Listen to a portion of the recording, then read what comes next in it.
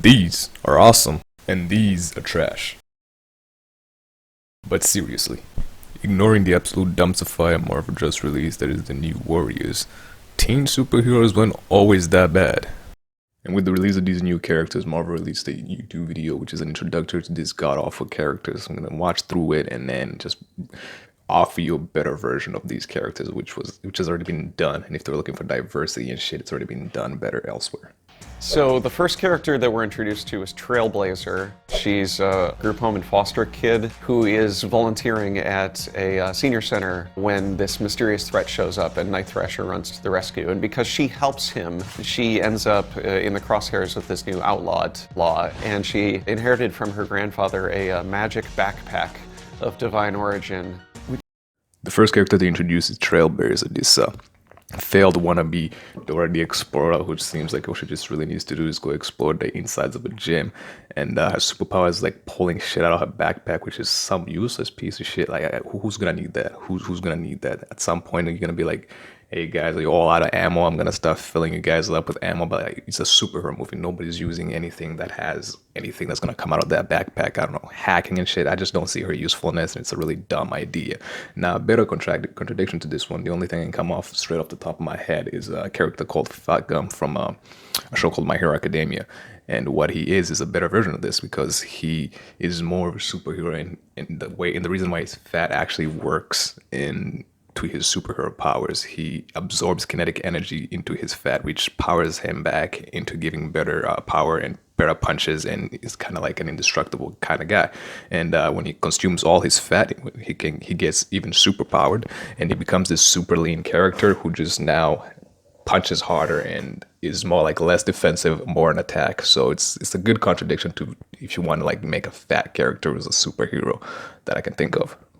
But if we were to pick from the Young Justice, a better comparison to Trailblazer would be Nightwing, his ex-psychic to Batman, which goes without saying that he's fully loaded with all kinds of useful gadgets that always come in handy when he's on a mission, depending on, he's basically has something for everything, for every occasion he's stuck in, and he always gets out of it, and is much more useful of a teammate to have than Trailblazer, I assume.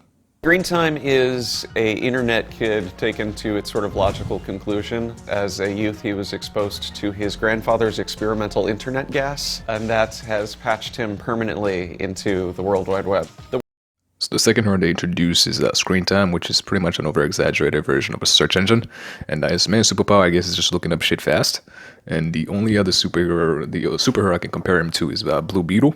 And he's pretty much the main character for the first season and the second season of The Young Justice. And without spoiling too much about him, he has this super suit that kind of like megamorphs his hands and parts of his body to like create cannons and shit like that. And he has an AI in his body that tends to help him in tough situations such as like hacking and then like identifying things, infrared, all that kind of stuff that's actually useful in a fight. Snowflake and Safe Space are the twins, and their names are very similar to Screen Time. It's this idea that these are terms that get thrown around on the internet that they don't see as derogatory. Actually, I do take huge offense for you naming this character Safe Space and what is it, Snowflake. I would never allow that person anywhere near my safe space. What the fuck comes up with these type of names, by the way? It's just so dumb. Like, this guy must have been pussy whipped since the tender age of 3.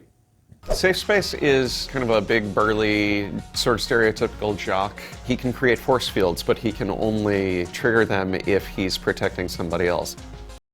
This is the first character without an actual dumb superpower. At least on the surface, it doesn't seem dumb. And then they went ahead and make it dumb for us. They say that his superpower can only be used if he's with other people, which means he's gonna need Trailblazer around him all the times to hand him a teddy bear out of a useless backpack for him to hold while he's being actively useful. Other than that, it's just a useless character who can't do anything on his own, which just, I guess, works with Safe Space maybe in the name. That's why he's named this dumb, ridiculous name. Other than that, the better comparison I can give him to him is like Zatanna from Young Justice as well, Miss Martian, Superboy, and basically anybody who's willing to put their lives on the line for the team and just hold ground better and like be able to protect their entire team better is pretty much anything you can find in Young Justice. Pretty much any hero in Young Justice actually qualifies for this fucking garbage of a hero. Snowflake has the power to generate individual crystallized snowflake-shaped shurikens. The connotations of the word snowflake in our culture right now are something fragile. And this is a character who is turning it into something sharp. Snowflake is Next up is Snowflake, and again, another useless character whose superpower is to be able to create like sharp snowflakes that you can throw as shurikens. What the fuck? And anyways, a good hero I can pick from there is like anything that has Batman in it. Pretty much, a good one is Batgirl, right? Female, so it's, I guess, inclusive, and she has way better training and is a much better fighter and has a much cooler backstory than she throws fucking shurikens. Negative is the goth kid. When he was a baby, he got a rogue life-saving blood transfusion, we assume from Michael Morbius, and now he has a very similar look and very similar vampire powers. B negative is another knockoff character, I guess. It sounds like something like Robin-esque, but it has like the superpowers of Dracula, and it makes no sense as well. But I guess the only comparison is Robin, which is a Batman sidekick. I don't think you need me to explain exactly who he is, but yeah, he has way better of a backstory again, and he doesn't need superpowers to be actually a good superhero for people to actually like, because he's more fleshed out as a superhero and it has actual like goals in his mind, not just being like, I'm fucking negative and I don't follow other people's rules. Honestly, I have no idea exactly what Marvel was thinking about creating these characters that are so easily hateable. I mean, if you really want to see something, superheroes that are young, I would highly suggest watching The Young Justice. It's a much better show, and it has what is this, 3 seasons up to now, maybe 4 seasons. I haven't checked. I haven't checked if there's a fourth season yet. It has about 24 episodes each season, so that's at least 72 episodes to watch from. A good 3-day binge if you're interested in that. And yeah, honestly, it's a much better show. And if I were to rank it from, I guess, to Brie Larson to Scarlett Johansson, I would give it Iggy Azalea's ass, because this show is mighty fine. All right, that's it. Thanks for watching. Like and subscribe, and I'll see you in the next one.